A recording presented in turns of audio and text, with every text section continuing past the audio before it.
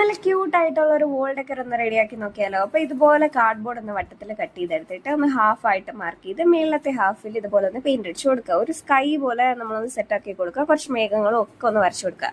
എന്നിട്ട് ഒരു മതിലിനപ്പുറത്തുനിന്ന് പൂച്ച എത്തി നോക്കുന്നു. അതാണ് നമ്മുടെ ഇന്നത്തെ കൺസെപ്റ്റ്. അപ്പോൾ ഒരു മതിൽ സെറ്റ് ആക്കാനായിട്ട് ബ്രൗൺ കളറിലെ ഫോം ക്ലേ എടുത്തിട്ട് ഇതുപോലെ ഒന്ന് റോൾ ചെയ്ത് ജസ്റ്റ് പരത്തി കൊടുത്തിട്ട് ബ്രിക്ക് ഡിസൈൻ പോലെ ഒന്ന് ചെയ്ത് കൊടുക്കാം. ഒന്നെങ്കിൽ ക്ലേ ടൂൾസോ അല്ലെങ്കിൽ നൈഫോ ഒന്ന് യൂസ് ചെയ്യാം.